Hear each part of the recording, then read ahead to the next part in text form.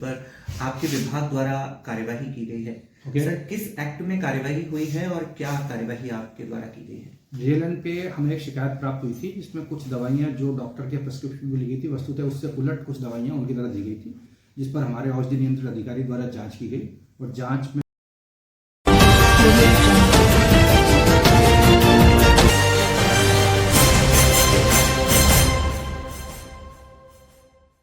बीते गत माह पूर्व अजमेर संभाग के सबसे बड़े जवाहरलाल नेहरू चिकित्सालय के सामने संचालित श्री मेडिकल स्टोर की एक बड़ी लापरवाही सामने आई थी,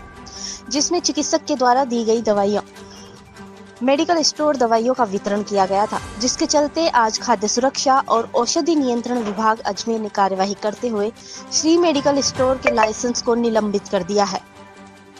सहायक औषधि नियंत्रण अधिकारी मनोज टेगोर ने जानकारी देकर बताया कि जिला खाद्य सुरक्षा और औषधि नियंत्रण विभाग ने श्री मेडिकल पर संपूर्ण प्रक्रिया का अध्ययन करने के बाद ड्रग और कॉस्मेटिक के एक्ट 65 के तहत फर्म को निलंबित करने का प्रावधान है, जिसके तहत श्री मेडिकल स्टोर को 5 दिन के लिए निलंबित किया गया है। श्री मेडिकल स्टोर को 16 दिसंबर 2024 से 20 दिसंबर 2024 तक निलंबित किया है, जिसके तहत श्री मेडिकल स्टोर खरीद फरोख्त का काम नहीं कर सकता और बताया कि इसके उपरांत श्री मेडिकल स्टोर किसी तरह की कोई कार्यवाही करता है तो उस पर विभाग द्वारा प्रभावी कार्यवाही की जाएगी।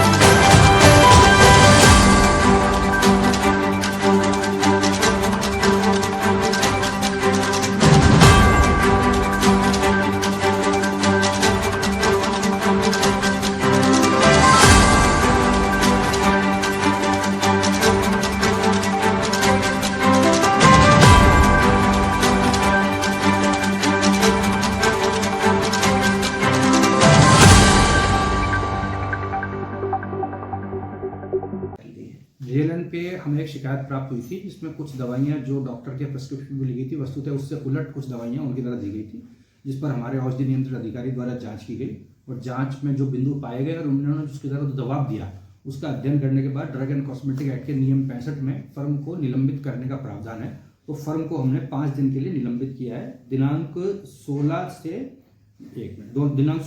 20/12 तक। इन दौरान वो फर्म खरीद फरोख्त का कोई भी व्यापारिक कार्य नहीं कर सकती है। ये सजा उसको दी है और अगर इसके उपरांत वो कोई दूसरी कार्रवाई करता है तो फिर जो दूसरी जांच होगी, जो सजाएं आएंगी, उन पर प्रभावी कार्रवाई। ये सबसे प्रभावी कार्रवाई है ड्रग एक्ट की जो हमने संपादित कर दी। सर, ड्रग एक्ट के तहत 65 के नियमावली के तहत आपके विभाग ने कार्यवाही की। सर, इसके तहत दुकान के ऊपर कोई नोटिस वगैरह नहीं? इसमें प्रावधान ये है कि दुकान पे जो उसका घर का एड्रेस और दुकान का एड्रेस, क्योंकि हम लाइसेंस दुकान को प्रोमाइसेस को देते हैं, उस पर रजिस्टर्ड पोस्ट से और ऑनलाइन तरीके से दोनों जगह उसको नोटिस दिया जाता है और उसमें इतना समय दिया जाता है कि वो नोटिस को प्राप्त होने के बाद उस एक्ट को इम्प्लीमेंट करने के लिए उसके पास समय हो, तो वो हमारे पास कार्रवाई और हमने संपादित की है। सर, विभागीय कार्यवाही यदि किसी दुकान के ऊपर होती है और वो अपनी दुकान के ऊपर